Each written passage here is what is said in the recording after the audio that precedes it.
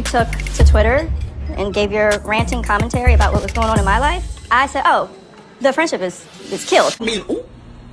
What Giselle was planning to do? No, like, yes. Do you know how disgusting that is? It's disgusting that you are friends with someone who does this for lunch and then goes to sleep. Boom. I'm not throwing my husband under the bus for anyone's entertainment. Really? What's up, y'all? It's Brian Keith, and I'm back with another video. Today, we're gonna be talking about the Real Housewives of Potomac, Season 8, Episode 10.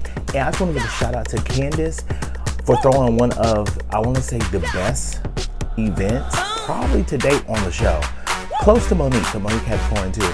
But I would say in the last 3 seasons, definitely one of the best events that she has thrown collectively. So, but yeah, this was a cute episode. Robin and Candace definitely clash. They go head to head, and it goes where I thought it would go, right? But y'all like, comment, subscribe, and let's get into the video. Yeah, let me check my shit real quick. Hotter than the fire coming out my flaming lips. You wanna play with me? You can't play in me. On the playground, bitch, you can't play with me. Got it, want it, securing the bag. Karen, she beats her daughter Raven, and you know they're getting matching tattoos on Mother's Day weekend. Monumental. This is my daughter. Do I look scared? Everyone knows I'm doing triple 20.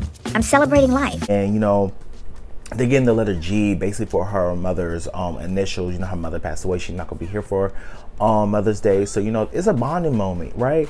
And you know, Raven, we catch up on Raven, see what she's been up to. She's over here in New York doing her fashion thing. Shout out to her. The girl is gorgeous. She's definitely thriving in, you know, her adulthood. And you know, Raven basically gets voluntold that she's going to a luncheon with Giselle and Grace. So she's just like, okay, let me know what's going on. What's the tea? Like, you know, nobody told me I'm going, but I guess I'm going. What's going on, Mom?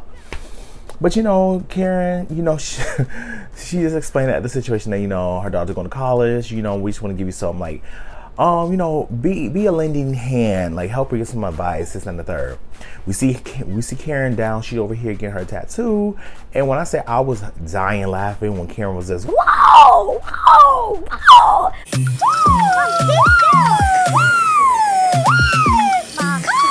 I'm doing good, right?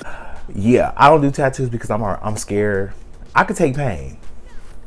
But that type of pain, I don't know. Right. So we see Candace and Miss Dorothy. They go out and they see the representative from the venue, Elizabeth.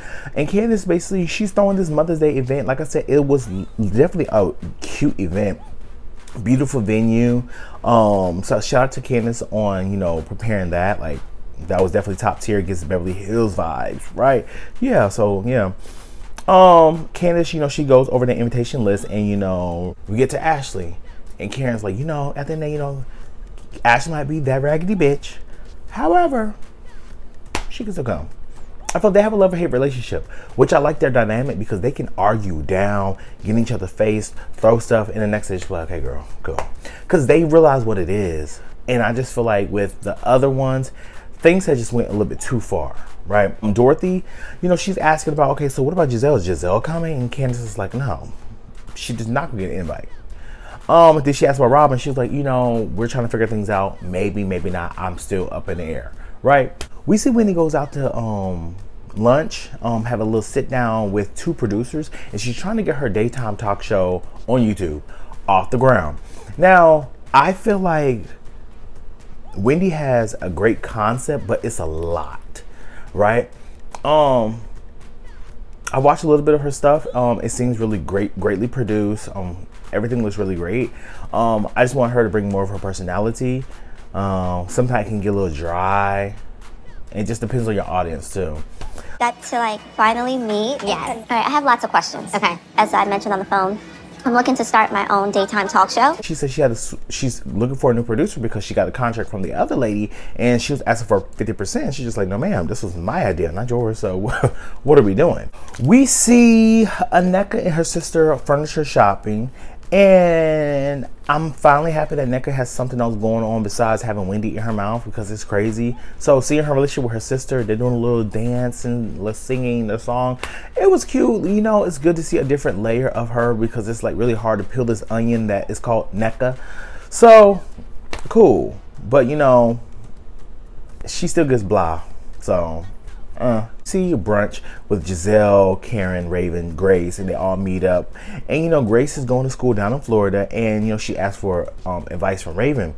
And you know, basically, Raven's just like, look, at the end of the day, I wasn't ready to go, but once I went, I had a good time. I enjoyed my adulthood. I enjoyed my individuality, because once you leave the nest, you become your own person. You become, it's like nature versus nurture. Tell you, I was sobbing, snorting, crying, all of it, and then I got there, and it just, you're your own person. You don't have to have all the tools. The nurture part is like what your parents instill in you when you're growing up, and then the nature part is like who you become outside of that into the world. So I feel like with Giselle's daughter, yes, she's gonna be, you know, kind of apprehensive, a little bit scared, but you know, she gonna become her own person, her own woman. So shout out to her. And like I said before, Giselle with her daughter is always gonna be her redeeming quality. However, I do feel like Giselle probably need to take a step back next season, because she hasn't brought anything towards this season. 1, 2, I feel like we need to have this whole dynamic shift on this season, because next season it can't be like this. Because if next season's like this, then you might as well just cancel the show. So it's finally time for Candace's Mother's Day event. I'm skipping the whole Ashley and her mama part and good time. I'm just happy with Candace's event. It's so nice. It's like revamping the low budgetness, the low budget-esque of the show, because the show gives poor. The show gives like you have you have Miami going to Mexico City, you have Real Housewives of New York going to Anguilla, you got Real Housewives of Beverly Hills going to Barcelona, you got Real Housewives of Potomac going to Austin. Hey yo, what the fuck? Okay, right. So, you know, Karen arrives first, and, she's just there by herself. Her daughter can't make it, and, she, a little bit somber because, her mother's not in attendance because, her mother passed away. I lost my mother a few years ago, and my daughter had to go back to New York City. Yeah, I'm solo. So Candace basically comes in, she starts crying because the venue is stunning. Stunning, okay?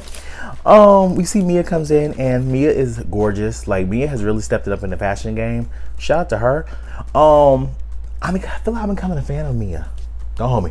But she's solo too, and she just talking about, her very distant with her mother. Like, the whole situation at Karen's event last week really, gave her like a somber mood. And then her mother not being able to come, I mean, she dealt with that rejection before in the past, so it's like nothing new, right? Yes, you have to do the double kiss. Okay. No, Mom's not coming. She's not available, but I still came to support. So Ashley and Miss Sheila come in, and with that wig, and then we see Charisse comes in next. Karen started making faces because we already know that Charisse and Karen do not see it for each other. Charisse, I feel like she could probably move forward, but Karen is not gonna move forward with Charisse because I feel like Karen feels that once she moves forward with Charisse, then Charisse gonna be back into the fold, right? So we also see Kiana. Shout out to her. Like I said, her name is Rocky Balboa. Okay. So Wendy's not gonna be in attendance, and Wendy basically said that she has a prior event. If she knew ahead of time, maybe she could have worked some things around. But Candace feels like, Wendy probably didn't show up because of the whole NECA situation, and that is unfortunate. And this is why I say that I don't feel like Candace and Wendy are as close as we think they are. I feel like they're friends. But are they as close as we think they are? I don't know. Because regardless of my friend, I don't care if I'm beefing with any other bitch. That's none of my business. At the end of the day, my beef is my beef, but I'm still going to show up for my friend. Any of my friends can tell you, whatever event they have, I'm going to try to be there. And I'm trying to make sure that, I can support. If I have to work, that's a different thing. But if I'm available, I'm going to make sure I can be there for my friend. 10 toes down. That's just how I am, right? So I feel like Wendy probably should have, but she said it's last minute, so I can give her the benefit of the doubt. Maybe she also knows this probably wasn't a good time and place considering the current status of the relationship between NECA, her, and her mother. So we see Charisse and Mia talking, and Charisse brings up the whole, girl, I saw your friend Jacqueline. And Mia's like, oh, that's great. Oh my God, okay. And she's like, yeah, we was talking about you. We were talking about, you and the situation that happened last year. And guess who else showed up? Aneka showed up, and Jacqueline didn't have that many friendly things to say. You know, Aneka goes to her confessional, starts saying, oh, you know, Jacqueline did this and the third. She starts saying the stuff, I didn't ask, and she should just pay my bill, blah, blah, blah, blah, all this. But, you know, Jacqueline went online and she had some things to say. She's just like, girl, like, I don't know you, you don't know me, so why am I the topic of your conversation? She said, find a storyline and a hobby to do. I said, girl, okay. But, you know, everyone is seated and, you know, they start eating, I don't know what they ate. It looked like they had like, look, lamb chops, ribs. They had some nice food, right? So, you know, Cherie sits down to Ashley and she's just like, so Ashley, you know, have you signed the divorce papers? Like, what's going on in your life? And Ashley's just like, you know, I'm emotionally, at the time, I'm not there yet. The papers, you just need to sign them? Yeah. When do you think you want to really sign them, realistically speaking? It's very emotional. I feel urgency right now. And I just wish Ashley just be real, just like, Look, I need his finances to live. I'm broke as fuck. I really can't do anything on my own. But I got this house in the LLC that I really can't afford, so I need his money. I wish she just said that. I'm just like, girl, I get it. I get it. I understand. But it's just one of those things where I'm just like, and Sharice clocked it. Sharice like, we get that she needs his finances. I mean, she can't do it on her own. But Sharice is like, when I was divorcing my husband, like, I couldn't wait.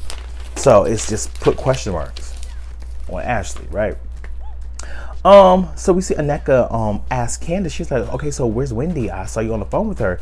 Is everything okay? And with Aneka, I'm just like, girl, like, you play into the joke every time. Like, the joke is that you press over Wendy and you play into that whole narrative easily. Like, if it's somebody that I don't care for, I don't know, I don't like her, I'm not about to check for her and ask about, oh, what's going on with Wendy? Girl, I could really care less. And you know you could care less, so why even bring her up? It makes it sound you real pressed because you like, okay, well, you know, if Wendy here, I can have my moment. Now you're not gonna have a moment because you had nothing else to talk about. Right. You know, Karen brings up Robin and, you know, Candace like, look, I extended an invitation to her, but she said, you know, right now we have unresolved issues. I just don't feel like right now is the time for us to, you know, do that, which I totally agree. Like, this is about Mother's Day. Like, anybody got time to be having no screaming match like over here in Miami? Surprise!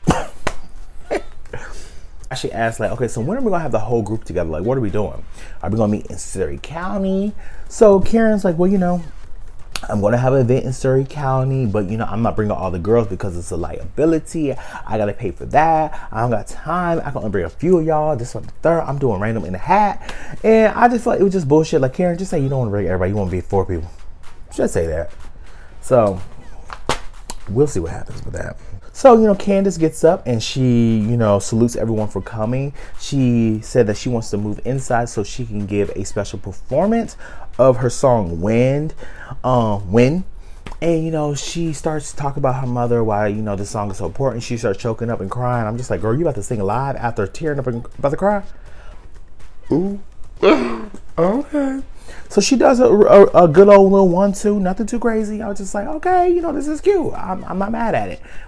Did they have some moments where I was just like, It did. But we all know that Candace can really give. Like when she did the theme song to Vanderpump Rules. You know that it's our time. These are the best days of our lives. Just raise your glasses high. This one's for you tonight. Well, look how she ate that. Oh, she's taking it. 5 minutes later. Yes, ma'am. She ate that, okay? So it's the next day. We finally see Candace and Robin have a sit down. Welcome to Lily. How are you? I'm good. I just need some protein. So I recommend the smoked salmon sandwich. That's perfect. After how long? Like, it's really overdue. And her sit down with Giselle is overdue too. But Giselle's trying not to be too much in the mix. And the producers and the production team are enabling Giselle to do so. So, you know, Candace opened the floor and said, hey, Robin, you know what? Thank you for coming. I appreciate you coming. I would like for you to explain why are you upset? So, you know, Robin basically says that, you know, I'm supposed to be your friend. And for you to go on social media and bash your social friend is kind of crazy because, like, I'm going through something right now and you kicked me down when I was at my lowest, right? So as soon as you took to Twitter and gave your ranting commentary about what was going on in my life, I said, oh, the friendship is killed. And I actually agree with Robin. Surprise! Like, unlike other people on social media, I'm not gonna just be biased because I do like Candace. But you know, I see Robin's point of view. Like, if we're supposed to be friends, you go on social media to bash me, call me out, and then, you know, you think we're supposed to be cool. Just like, oh, well, you know, you're supposed to reach out to me and let me know why you're mad. And say what I said to be offensive to you and not let me know that you are offended. I had no idea.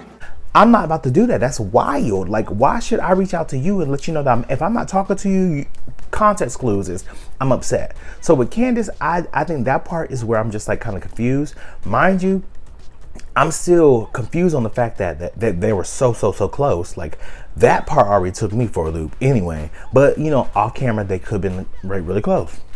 Cool. However, if someone went after my husband, said nasty things, lies, you know, did all these things, and you defended that in the beginning, but in the middle you switch up and bring a Bluetooth because you felt triggered about something I said in a lie that had nothing to do with you, but you didn't ask, and then at the end of the season, at the reunion, then you say, oh, at the end of the day, no man should be in a hotel room with another woman.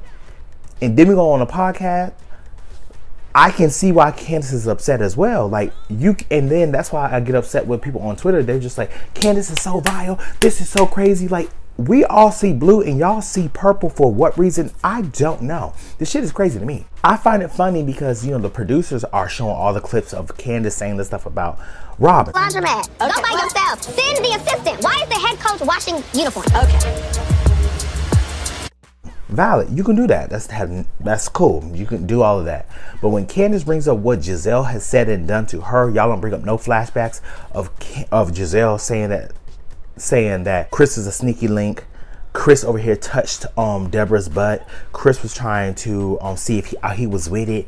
Chris forced me into a hotel room this year. These are things that she's trying to paint a narrative.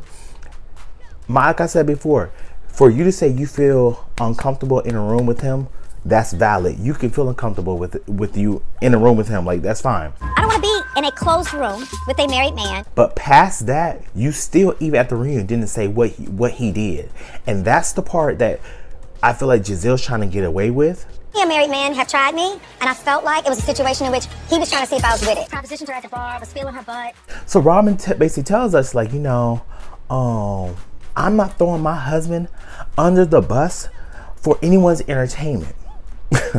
I'm not throwing my husband under the bus for anyone's entertainment. However, Robin, you're the same woman that threw your husband under the bus on a podcast for our entertainment and started all this bullshit. Actually, to be honest, for our money, because it was behind the paywall. But to each his own. I just feel like Robin sometimes is just dense, and like some of the stuff she says is hypocrisy. She says things, but everything that she has done in the past and what she says in the present contradicts that. I'm just like, girl, what? So Robin said her biggest issue is, you know, the biggest issue is the fact that Candace alluded that Giselle, Robin, and Ashley were a part of this whole cover-up situation. The narrative that me, Giselle, and Ashley were in cahoots on a cover-up for Juan and deliberately plotted on your husband. To be honest, I feel like Robin was genuine with the situation. I don't feel like Robin was a part of the cover-up. That's just me personally. I don't feel like it. However, I do find it funny because Candace is like, okay, but you know, but you're cool with the person that planned the takedown of my husband. You knew what Giselle was planning to do? No. Like, yes. Do you know how disgusting that is? It's disgusting that you are friends with someone who does this for lunch. And then Robin's like, that's so disgusting. Like, I'm not cool with that. So that means you're saying that Giselle did plan it. Like, you had no type of defending stance, no type of argument to prove that Giselle didn't try to take down her husband. Right then and there. That's disgusting. I wouldn't do that. Okay. And if I was Candace, I would say, okay, Rob, you know what? I apologize. I apologize if I put you in that situation. I was upset. because after everything had to transpire with my husband, I was upset. I can take full responsibility of putting you in the situation of that, but your friend Giselle does not get off the hook because she accused my husband of all of those things, continuing this narrative to this date and not taking accountability, but then goes and watch it happen live and talk about accountability. It's disgusting, and you're trying to malign that man's character. Really? I didn't say what I People said. take it as fact. And so as fact, I covered up for my husband. Robin's basically said, like, you know, at the end of the day, you have to realize that people take what you say as facts. Okay, but people take what you and Giselle say as facts too. And then people believe that her husband's out here over here slanging his brown penis on everything that's walking. So, I mean, it's a give and take. Neither party wants to see the other person's side, and they don't resolve anything at all, and they basically wash their hands with it. Candace gets up and leaves. Lies about your husband and plot on your husband, so you should never want to be my friend. And it was done. So I just feel like at the end of the day, unfortunately, they can't move forward. However, people are just like, being that they can't move forward, they should not. One of them has to leave. I don't feel like nobody has to leave, because we seen on Atlanta Housewives season 5, Portia and Kenya hating each other's guts, went into season 6, still hating each other's guts. So I'm not seeing the rhetoric. Like, these women can be on the show and be upset with each other, but I don't need conflict resolution. In most parts, we can have it, but sometimes I do like a good feud. I don't need conflict resolution. What I do need is for them to sit down face to face and confront each other. If you got enough balls or pussy lips, whatever, to say what you gotta say behind my back, you be able to say that shit to my face too. That's just how I feel. But y'all, let me know how you guys feel. Do you feel like Giselle is escaping accountability? And do you feel like the producers are letting her do it? Because I do. But y'all, like, comment, and subscribe. I'll see you guys in the next video. Peace. Brian Keith, LG, Black View.